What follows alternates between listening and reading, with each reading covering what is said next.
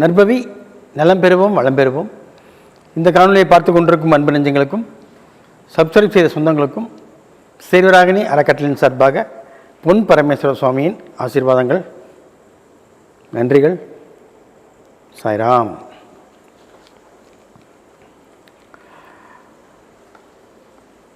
இந்த பதிவில் குபேரனுடைய திருவுருவத்தை பற்றி ஒரு சில விஷயங்களை சொல்கிறேன், பயன்படுத்திக்கங்க. குபேர பொம்மை சுக்கிரனுடைய அம்சம் பெற்ற ஒரு உருவம் இருக்குது பாருங்கள். தலையாடிட்டே இருப்பார், கையில் விசிட்டே இருப்பார். இந்த மாதிரி நிறைய விஷயங்கள் இருக்குது. ரெண்டாவது அப்படியே குபேர பொம்மை மாதிரி அப்படியே ஸ்டாண்ட் ஸ்டில்லாகவும் இருக்கும், அந்த மாதிரி சிலையும் இருக்குது.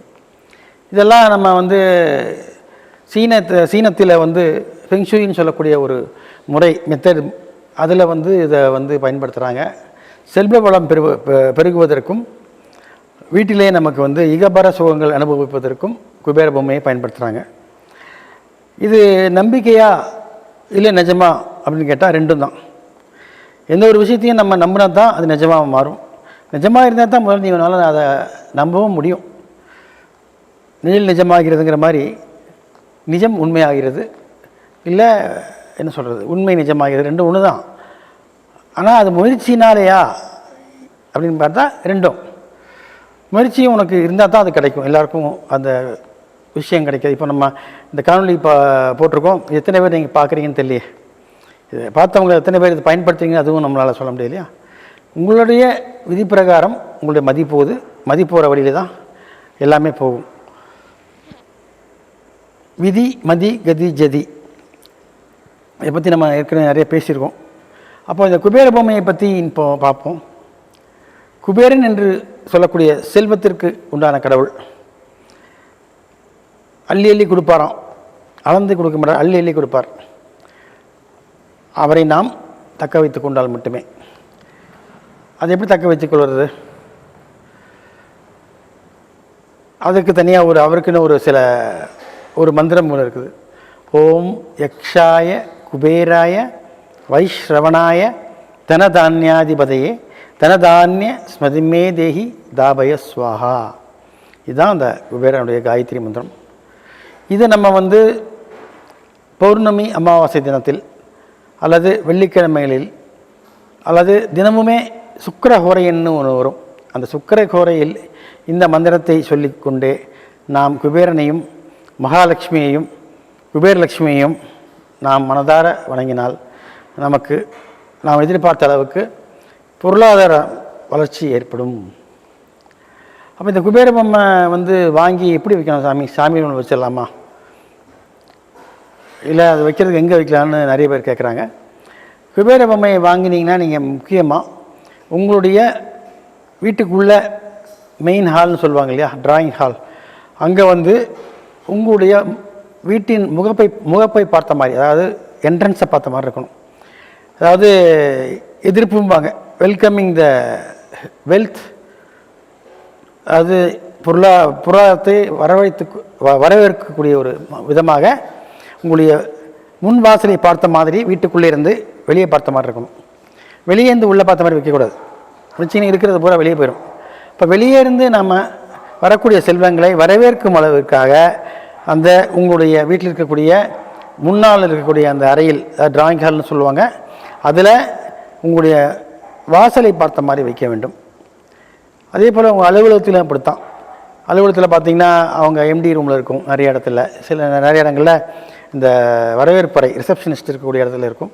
இங்கெல்லாம் பார்த்தீங்கன்னா அதை வெளியே பார்த்த மாதிரி தான் இருக்கணும். இன்றைக்குமே உள்ளே பார்த்த மாதிரி திருப்பி வைக்கக்கூடாது. வெளியே பார்த்த மாதிரி வைக்கும்போது தான் அந்த செல்வம் வளத்தை இவர் உள்ளே வரவேற்கிறார் என்ற அர்த்தம். என்ன சாமி, அது பொம்மை தானே, எப்படி அது வரவேற்கும்? அதுக்கு ஒரு கணக்கு சொல்கிறேன். இப்போ எல்லா உருவத்திற்கும் ஒரு சக்தி இருக்கிறது. ஒவ்வொரு உருவத்திற்கும் அதோடைய அமைப்பு, அதோடைய ஷேப்புன்னு சொல்லுவாங்க ஆங்கிலத்தில், அதுக்கு ஒரு சக்தி இருக்கும்.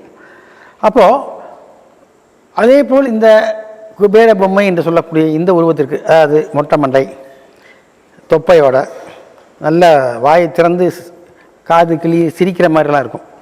அதில் நிறையா செல்வத்தை தூக்கிட்டு வர மாதிரி மூட்டையெல்லாம் இருக்கும் சில பேருக்கு. கையில் இப்படி விசிறிட்டு இருக்கும். கையில் அந்த இன்காட்டுன்னு சொல்லக்கூடிய ஒரு உண்டியல், அது வந்து பணம் நிறைந்து கொண்டே இருக்கும் எப்பொழுதும். சாதாரண உண்டியல் இல்லை, அக்ஷய பாத்திரம்னு நம்ம சொல்கிறோம் இல்லையா, அதுதான் அது. சங்க நிதி, பத்ம நிதி, எல்லா நிதியும் அதில் இருக்கும் குபேரன் கையில். குபேரன் தானே கடன் கொடுத்துருக்கிறார் யாருக்கு?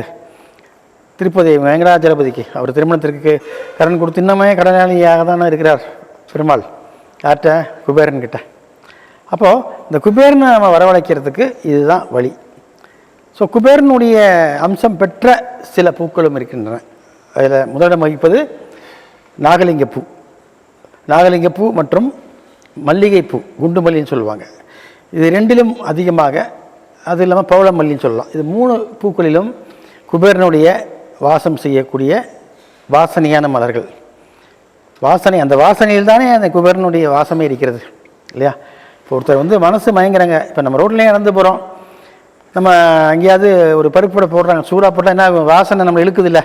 எங்கடா வடை போடுறாங்க, இல்லை டீயை நல்லா போட்டால், டீ போட்டால் வாசனை வரும், அந்த வாசனை நம்மளை இழுக்குதில்லை. அந்த மாதிரி அந்த குபேரனையும் ஆகட்டும், இவர்களெல்லாம் செல்வவளம் பெருகுவதற்கு வேண்டி நாம் என்ன பண்ணுறோம்?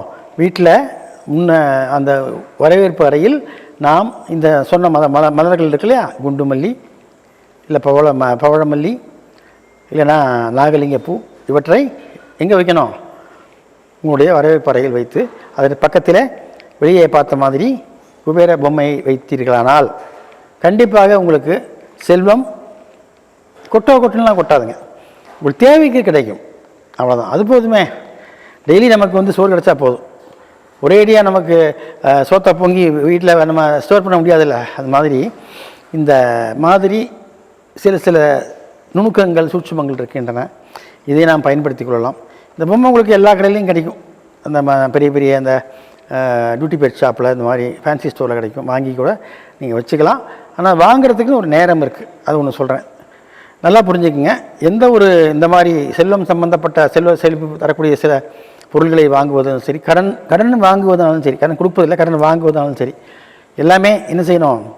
அமாவாசை, பௌர்ணமி, வெள்ளிக்கிழமை, இல்லைன்னா தினமும் வரக்கூடிய சுக்கிரஹோரையில் நீங்கள் சென்று அதை வாங்கினீர்களானால் அது உங்களுக்கு முழுமையாக ஒத்துழைப்பு கொடுத்து உங்களுடைய பொருளாதார நிலையை முன்னேற்றம் என்று சொல்லிக்கொண்டு விடைபெறுகிறேன். மீண்டும் சந்திப்போம். சாய்ராம்.